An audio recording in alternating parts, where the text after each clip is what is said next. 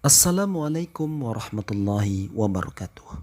Selamat datang di channel Learning Arabic with Muhammad Pakihun. Ini merupakan video kedua dalam seri pembelajaran bahasa Arab untuk pemula. Pada video kedua ini kita akan membahas tentang huruf. Pada video sebelumnya kita sudah menjelaskan pembagian kata dalam bahasa Arab. Jadi kata dalam bahasa Arab terbagi menjadi 3. Yang pertama yaitu kata benda atau isim. Yang kedua yaitu kata kerja atau fi'il.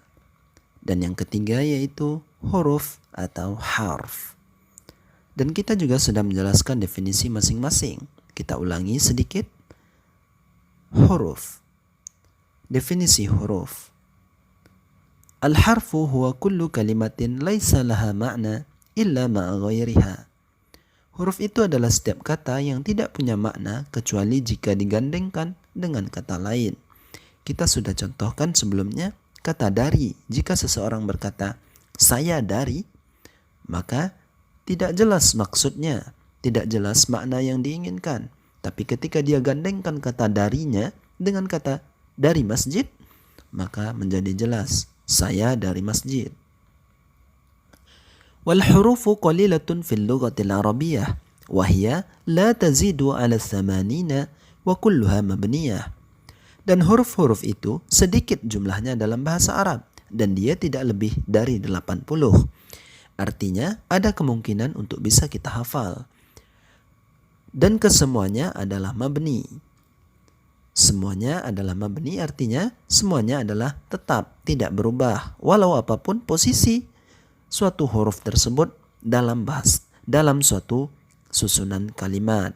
Kita contohkan sebelumnya yaitu kata inna. Dia tidak akan berubah menjadi innu, tidak akan berubah menjadi inni. Dia akan selalu tetap inna. Contoh huruf. Min artinya dari. Ila artinya ke atau kepada. Fi artinya di atau di dalam. Li artinya untuk. Bi dengan. Nah, ini contoh huruf atau harf. Min akan selamanya min. Tidak akan berubah menjadi mun atau tidak akan berubah menjadi mini atau minu. Baik, dalam video ini kita akan bahas tentang pembagian huruf. Huruf dalam bahasa Arab sebenarnya terbagi menjadi 3. Yang pertama yaitu hurufun tadakhulu alal isim. Huruf yang masuk kepada isim. Apa maksudnya masuk? Artinya setelah huruf tersebut haruslah kata benda atau haruslah isim. Misalnya min, setelah min itu haruslah kata benda. Yang kedua yaitu hurufun tadakhulu alal fi'il. Huruf yang masuk kepada fi'il atau huruf yang setelahnya haruslah fi'il atau kata kerja. Yang ketiga, hurufun tadakhulu alal isim wal fi'il, yaitu huruf yang setelahnya boleh isim atau boleh fi'il. Hal ini sama juga seperti dalam bahasa Indonesia. Contohnya kata ke. Saya pergi ke pasar. Tidak boleh kita membuatnya saya pergi ke berjalan. Atau saya pergi ke bermain. Maka tidak cocok. Berarti kata ke setelahnya haruslah kata benda. Nah, seperti itu juga dalam bahasa Arab. Huruf itu dibagi sesuai dengan apa kata setelahnya. Jadi ada 3. Langsung saja. Apa saja huruf yang masuk kepada isim atau huruf yang setelahnya harus isim? Yang pertama yaitu huruful jar. Inna wa akhawatuha. Hurufun nida. Harful istithna. Wawul ma'iyah. Lamul ibtida. Itulah huruf yang masuk kepada isim. Adapun huruf yang masuk kepada fi'il yaitu hurufun nasab. huruful jazam, qad, ma dan la, sa dan saufa. Inilah huruf yang masuk kepada fi'il atau huruf yang setelahnya harus fi'il. Yang terakhir, huruf yang masuk kepada isim dan fi'il atau huruf yang setelahnya boleh isim, boleh fi'il. Huruful ataf, harfal istifham, a dan hal, wawul hal, ma dan la. Nah, inilah huruf yang setelahnya boleh isim, boleh fi'il. Namun dalam video ini yang akan kita jelaskan hanyalah huruful jar. Kenapa? Karena huruful jar ini sangat sering kita temui dalam percakapan sehari-hari dan juga sangat sering kita temui dalam buku-buku bahasa Arab. Baik, apa saja huruf jar tersebut? Huruf jar yaitu min. Min termasuk huruf jar, artinya dari. Ila termasuk huruf jar, artinya ke atau kepada. An artinya dari atau tentang. Ala di atas, ke atas atau terhadap. Fi di atau di dalam. Rubba boleh jadi. Bi dengan. Ka seperti. Li untuk. Nah, inilah huruf jar, ada 9.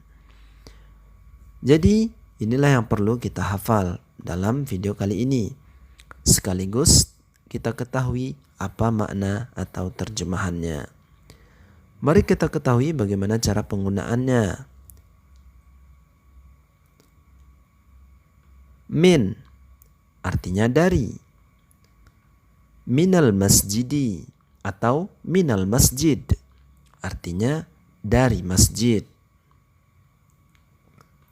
Ila ke atau kepada. Ilal masjidi ke masjid. An dari atau tentang. Anil masjidi dari masjid atau tentang masjid. Ala di atas, ke atas atau terhadap. Alal masjidi di atas masjid.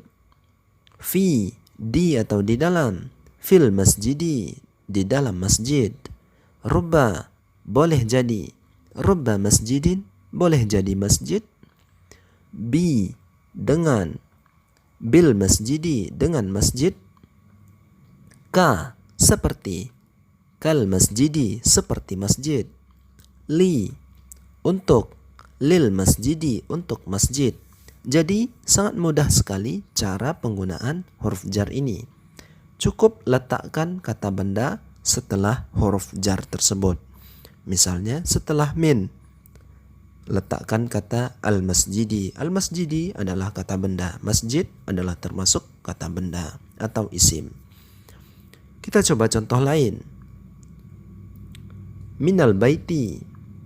Al-bait artinya rumah. Minal baiti berarti artinya dari rumah. Ilal baiti ke rumah. Anil baiti dari rumah atau tentang rumah. Alal baiti di atas rumah. Fil baiti di dalam rumah atau di rumah. Rubba baitin boleh jadi rumah. Bil baiti dengan rumah. Seperti kal baiti seperti rumah. Lil baiti untuk rumah. Nah, itulah contoh penggunaan huruf jar. Mungkin ada pertanyaan bagi kita, mengapa setelah huruf jar tersebut isimnya atau huruf terakhir isimnya selalu berbaris kasroh, berbaris bawah. Al-baiti, al-baiti, al-baiti, semuanya al-baiti. Tidak ada yang al-baita, tidak ada yang al-baitu. Semuanya seragam menjadi al-baiti. Kenapa? Nah, itu akan kita jelaskan dalam pembelajaran bahasa Arab tingkat lanjutan. Untuk sementara cukup ini yang perlu kita ketahui, yaitu huruf jar ada 9, sebenarnya ada lebih dari 9. Cukup kita ketahui yang paling populer saja, yaitu min, ila, an, ala, fi, rubba, bikali. Ini cara menghafalnya yaitu min ila an ala fi rubba bikali. Dan jangan lupa ketahui juga makna atau terjemahannya. Jadi untuk sekarang kalian sudah paham apa itu huruf jar. Terima kasih sudah menyaksikan video kita. Cukup sekian. Wassalamualaikum warahmatullahi wabarakatuh.